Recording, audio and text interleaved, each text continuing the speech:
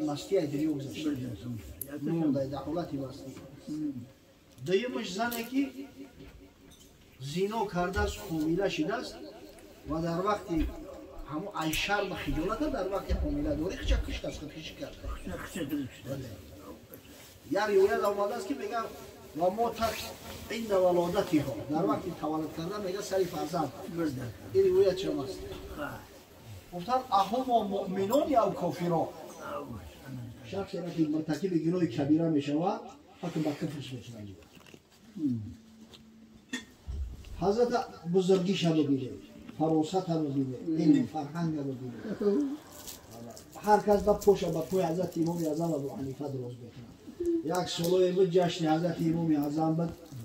در یک زلی یونیورسیتی تیبی مید یونیورسیتی در بود دعوت شده بود بعد صحبت کردم اطراف امام اعظم ابو حنیفه یک کس ایجوش میخیزه زالده میگه دوملو چرا همین نسبت امام اعظم ابو حنیفه این افسانه میگفته گفتیم چی افسانه او اینا میگه پای میگن که گویا که حضرت مدت 40 سال با طهارت خفتن فرضی بوندو و خونده است همین افسانه نیست چیه هم گفتم این سخن کسایی گفتگی هم که بزرگیشون با اجماع امت اسلامی ثابت کرد اونا با حنفی نیستن که بگیم که تعصب خطی تعریف توصیف کردیم دیگه با ابن حجر حیثمی در کتاب خیرات الحسان فی مناقب النعمان آورده است که شافعی مذهب است مجتهد به مذهب حضرت امام شافعی است اوی سخن حضرت جلال الدین سیوطی در تبییض الصحیفه فی مناقب ابی حنیفه آورده است که این حضرت جلال الدین سیوطی شافعی مذهب است و این شخصیتایی هستند که در اسلام معروف و مشهورند و دروغگو نبودند چیش دروغه برای تو من میگم حجت خونه نمیرفت ها گفتم خونه آباد این ما یک مخلوقی خاکی خونه که اینا بیا قتیل بگرد من با همین طورت ممداد خفتن همه خونه من اگه غیرتی ندارم شب تو سهر بیدار میستم میگه با همین طورت ممداد خفتن همه خونه آخه همین با طورت خفتن همین مدت 5 ساعت 6 ساعت صبر کرده و فرض ممداد خفتن خوندن کی نکشیده آخه مملکت عراق مملکت گرمسیره کوفه شهری گرمه سردی و خنکی نداره حضرت سالم تندرست بود رنگش موری پرستاتیت نبود سگرهای دو روزه تینج بود حضرت و چی مشکلی داره همین 5 ساعت 4 ساعت خطه قبیدن چی مشکلی داره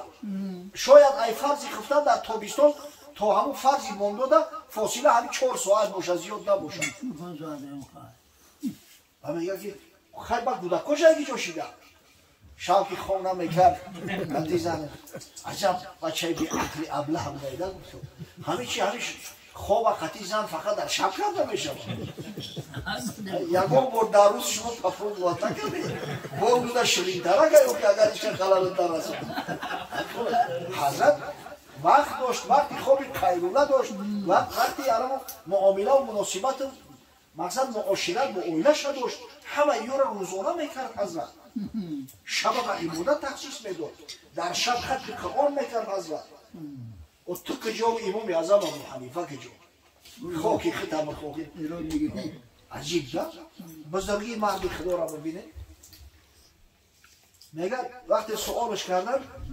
اگر میگفت که مسلمانان میکشتنش اگر بگه که کافرن دروغ میگه آخه کفرشو ثابت چیدگی نیسته میگه حضرت با سوال مراجعت کرد به همونو گفت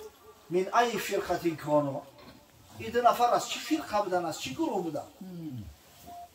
من الیهود آیا یهودی بودن گفتن لا نه سوال کرد گفت من النصارى نصرانی بودن گفتن نه گفت من عبدت الاوثان آیا یا بت پرست بودن گفتن نه سوال کرد گفت من المجوس آیا مجوسی بودن گفتن نه حضرت گفت فهمین من کانا نباشه یا چی خاک بودن آقای چی بودن ایو گفتن کانا من المسلمین مسلمان بودن حضرت گفت قد عجبتون این اخت شما جواب گفته ای من چی بپرسید گفتن و کیفه چی خیلی ما جواب گفته گفت قد اعترفتم انهما كانوا من المسلمین. شما الان اعتراف کرده که مسلمان بودن. مسلمان بودن. این جواب خیلی.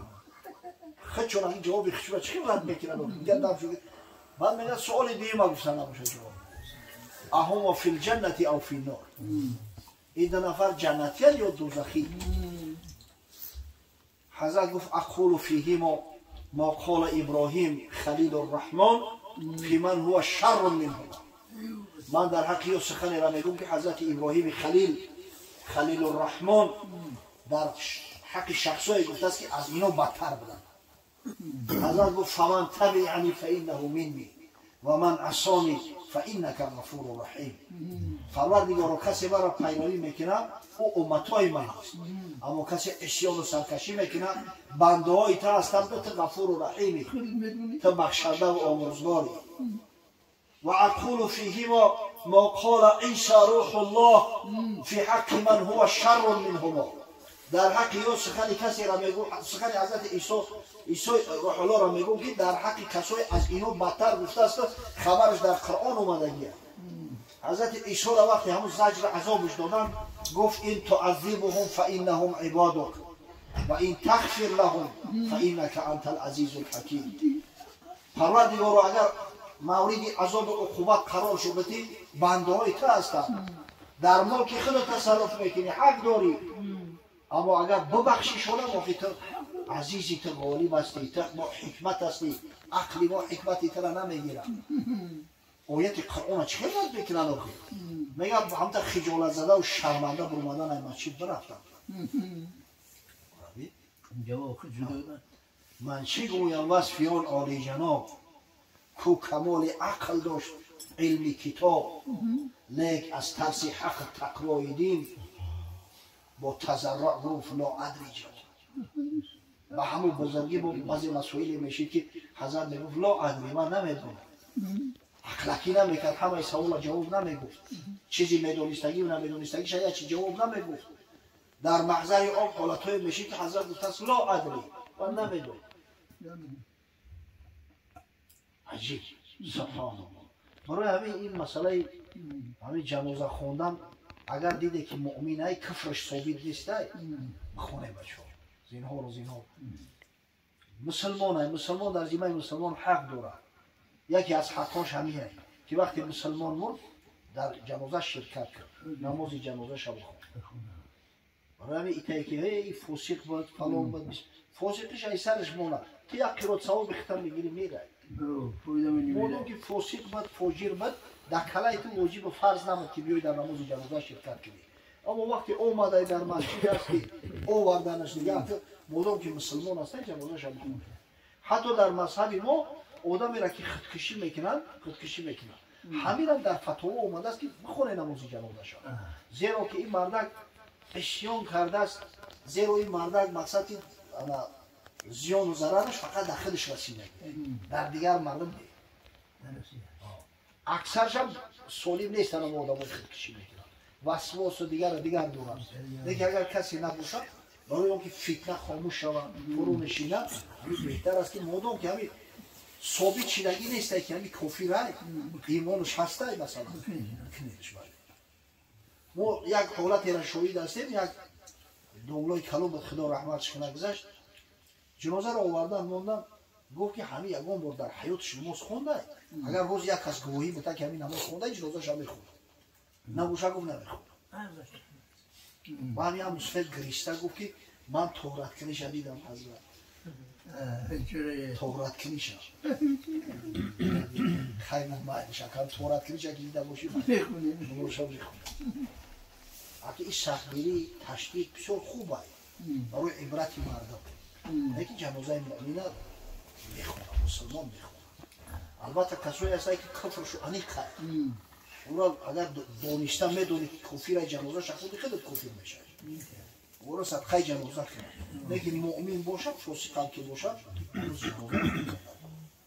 حدیث امام ترمذی است الصلاة واجب على كل مسلم مات برا كان او فاجرا و این هو عمل الكبائر. مرتکب گناه کبیره هم باشه جنازه شب خدا من حفظ